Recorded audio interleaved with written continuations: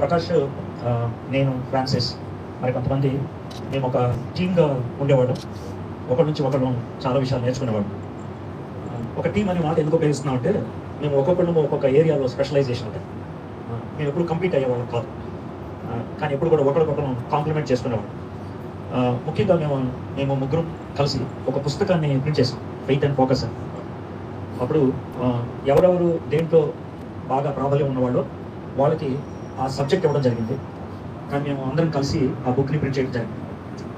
ఎందుకని మాట చెప్తున్నాం అంటే, క్రిస్టియానిటీలో, క్రైస్తవత్వంలో కాంపిటీషన్కి అవకాశం ఉండదు, కాంప్లిమెంటారిటీ ఉంటుంది. అంటే ఒకరికొకరు మనం సహాయం చేసుకోవడం అనేది ఉంటుంది, కానీ ఒకరినొకరు పోటీ తత్వం అనేది ఉండేది కాదు. ఆ విధంగా మేము వ్యవహరించేవాళ్ళం. రెండోది ఏంటంటే, మేము ఒకరికొకరు పరిచయంలో సపోర్ట్ చేసుకునేవాళ్ళం. అది బయట నుంచి వచ్చినటువంటి దాడులైనా, లోన్ నుంచి వచ్చినటువంటి సమస్యలైనా కలిసి మాట్లాడుకొని చేసేవాళ్ళం. ఇతరుల నుంచి నేర్చుకోవడం కూడా మాకు ఇష్టంగా ఉండేది. ఫ్రాన్సిస్ గారు అని ఒక ఆయన ఉండేవారు వేటపాలెం దగ్గర. ఆయన చాలా సంస్కృతం విషయంలో చాలా పండితుడు, హిందూ వేదాల్లో చాలా పండితుడు. కేవలం నేర్చుకోవాలని ఆయన మేము నంబర్ తీసుకొచ్చి 2-3 రోజులు పెట్టి కూర్చొని ఆయన మేము ప్రశ్నలు అడుగుతుంటే ఆయన ఇచ్చినటువంటి జవాబుల్ని తర్వాత పుస్తకంగా ముద్రించాం. అంటే నేర్చుకోవడం అంటే ఏంటి అని, వేసే మార్గం అని ఒక పుస్తకాన్ని ముద్రించాం. అవి కేవలం మేము నేర్చుకోవాలని ఆయన పిలిచి కూర్చోబెట్టి మేము మాకు వచ్చినటువంటి తోచిన ప్రశ్నలన్నీ అడుగుతుంటే ఆయన అలాగా కుర్చీ మీద కూర్చొని ఇచ్చిన జవాబులు రాసుకొని దాన్ని ఒక పుస్తకంగా ముద్రించడం జరిగింది. అంటే నేర్చుకోవడం అంటే ఎంత తపన ఉండేది అనడానికి ఒక చిన్న నిదర్శనం. వాంటెడ్ టు లర్న్, ఇతరుల నుంచి నేర్చుకోవాలి, ఒకరి నుంచి ఒకరు నేర్చుకోవడం, ఇతరుల నుంచి నేర్చుకోవడం అనేది బాగుండేది. నా లైఫ్లో 2 వ్యక్తులు చాలా త్వరితగతిలో చనిపోయారు, ప్రకాష్ ఒకరు, ప్రవీణ్ ఒకరు. ఇద్దరు గురించి ఎట్లా చెప్పాలంటే, ఇద్దరు నా ముందు బచ్చగాళ్ళు, ఇద్దరు కూడా నా ముందు బచ్చగాళ్ళు. నేను ఇక్కడ స్టాఫ్ వర్కర్గా వచ్చినప్పుడు ప్రసంగం చేయడానికి వెళ్తే ప్రకాష్, సీజర్ వీళ్ళు పాటలు పాడేవారు. ఈయన వీడి చదువుతూ ఉంటాడు. మనోడేమో అప్పుడే పరిచయంలోకి వచ్చాడు కాబట్టి గబ్బా వచ్చి పాటలు పాడి నా బ్యాగ్ వస్తానని ఇలా అనేవాడు. అయితే ఆ స్థాయిలోంచి ఏ స్థాయికి వచ్చేసారంటే, ప్రకాష్ ముఖ్యంగా ఒక 5-6 ఏళ్ళు అయ్యేటప్పటికి నాకేమన్నా డౌట్ ఉంటే ప్రకాష్ని అడిగే స్థాయికి వచ్చాడు. చాలా బోల్డ్గా మాట చెప్పాను, ప్రకాష్ నాకు ఈ అంశం గురించి ఎట్లా చెప్తే బాగుంటుంది అని తను అడిగి తెలుసు. అంటే చాలా క్విక్గా రైజ్ అయినటువంటి వ్యక్తులు ప్రవీణ్ పగడాల, అలాగే ప్రకాష్ కూడా అలాగే. ఒక voice, Christian voice for Telugu states వీళ్ళు ఉన్నారు. ఎందుకో దేవుడు వీళ్ళిద్దరిని ఒకే టైం ఫ్రేమ్లో తీసుకున్నారు. వీళ్ళు పని ముగించారు, వెళ్ళిపోయారు. ఇక్కడ చాలామంది యవనస్తులు ఉన్నారు కాబట్టి I want to put before your challenge ఏంటి అని అంటే కనుక, వీళ్ళు మీకు తెలుసో తెలియదు, క్రైస్తవేతర మాటలు చెప్పే వాళ్ళకి వీటైన జవాబు ఇచ్చేటువంటి స్ట్రాంగ్ వాయిస్ మీరు ఒప్పుకున్నలాగా, వెరీ స్ట్రాంగ్ వాయిస్. ప్రవీణ్ పగడాల కానీ ప్రకాష్ కానీ వాళ్ళిద్దరూ within gap of few months వెళ్ళిపోవడం తెలుగు క్రైస్తవ సమాజానికి ఒక వైడ్ గ్యాప్ ఏర్పడడం. మనం చాలా త్వరితగతిలో ప్రార్థన చేయాలి. Many voices should rise. ఎందుకంటే ఒకవేళ కనుక ఆ వాయిసెస్ రాకపోతే, గట్టిగా మాట్లాడేటువంటి మాధుడు లేకపోయినప్పుడు ఏమవుతుందో మీకు తెలుసు. క్రైస్తవ్యాన్ని తోలనాడేవాళ్ళు, క్రైస్తవ్యాన్ని, యేసుక్రీస్తుని ఇష్టం వచ్చినట్లు మాట్లాడేవాళ్ళు ఎక్కువైపోతారు, బెటర్ అయిపోతారు.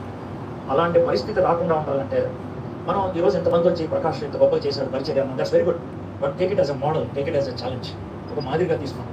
మనందరం కూడా సిద్ధపడదాం. మనందరం కూడా ఆ గ్యాప్ని ఫిల్అప్ చేయడానికి దేవుడు మనల్ని వాడుకోవాలి. లార్డ్ ఐఎమ్ అవైలబుల్, నేను సంసిద్ధంగా ఉన్నాను, నన్ను వాడుకో ప్రభు. ప్రకాష్ విషయం అంటే లేడు, వెళ్ళిపోయాడనే బాధ ఉన్నప్పుడు కూడా తాను ఈ లోకంలో పడినటువంటి శ్రమ చాలా ఎక్కువ. లాస్ట్ డేస్లో చెప్తా ఉన్నారు, చాలా ఎక్కువ శ్రమ కూడా వెళ్తున్నాడు. దేవుడు ఆ శ్రమ నుండి ఉపశమనాన్ని ఇచ్చి ఆయన తీసుకొని చివరి క్షణాల్లో మాట్లాడినటువంటి మాటల గురించి వింటా ఉన్నప్పుడు, it is a well prepared death, well prepared exit. చాలా కొద్ది మంది ఆ విధంగా ప్రిపేర్ అయ్యి ఈ లోకాన్ని విడిచి వెళ్తారు. చాలా కొద్ది మందికి నేను ఇప్పుడు ఇంకా దేవుని దగ్గరికి వెళ్తున్నాను, లేదా ఈ లోకాన్ని విడిచి వెళ్తున్నాను అనేటువంటి అవగాహన ఉంటుంది. ఆ కొద్ది మందిలో ఈయన ఉండటం అనేది గొప్ప భాగ్యం. It's a privilege. God has given that privilege though he went to మీ శ్రమకుండా వెళ్ళినప్పటికీ. So we need to pray for a death which is well prepared even for us. మన విషయంలో కూడా. సో Prakash is a great friend, మంచి మిత్రుడు. చాలా విషయాలు కలిసి మాట్లాడుకుంటాం. ఇలాంటి లాట్. మీ డ్యూటీ ఏంటంటే, చాలాసార్లు నేను వాదించుకున్నాను. ఎంత వాదించుకున్నా అంటే పక్కన ఎవరైనా చూస్తే మా ఇద్దరిని శత్రువులు అనుకునేవాడు. అంటే సబ్జెక్ట్ విషయాల్లో వాదించుకుంటాను. అంటే దేవుని వాక్యం విషయంలో ఒక పాసేజ్ గురించి ఎంత వాదించుకున్నాం అంటే మొహం ఎర్రగైపోయి కొట్టుకుంటారేమో అనుకునేవాడు. But that is only related to topics, not to persons. అది కూడా మీకు ఎందుకు షేర్ చేస్తానంటే, దేవుని వాక్యాన్ని నేర్చుకోవాలి, సత్యాన్ని గ్రహించాలి, రాజీ పడకూడదు. అంటే ఏదో చెప్పారు కదా అని వినకూడదు, కన్విన్స్ అవ్వాలి, ఒప్పింపబడేటంత వరకు కూడా అంగీకరించాలి. ప్రజలు చాలామంది ప్రకాష్ని మొండోడు అంటారు, కానీ దానికి పాజిటివ్ సైడ్ ఉంది. ఏంటో పాజిటివ్ సైడ్ ఏంటంటే తాను గ్రహించేటంత వరకు, తాను అర్థం చేసుకునేటంత వరకు ఒప్పుకోవడం ఈ విల్ నాట్ యాక్సెప్ట్. ఇన్ఫాక్ట్ క్రైస్తవులుగా ఆ ధోరణి ఉండడం అనేది అవసరం. లేదనంటే సత్యాన్ని మనం సత్యంగా చూడడం, దాన్ని నీరు గార్చేస్తాం, నీరు గార్చకుండా ఉండాలి. అందుకనే తాను మాట్లాడేటప్పుడు ఎవరన్నా వింటే కనుక పొగరెక్కువ లేకపోతే దీనికి మొండి ఎక్కువ అని అనుకుంటారు. కానీ క్రిస్టియన్స్ ట్రూత్ మాట్లాడితే అలాగే ఉంటుంది.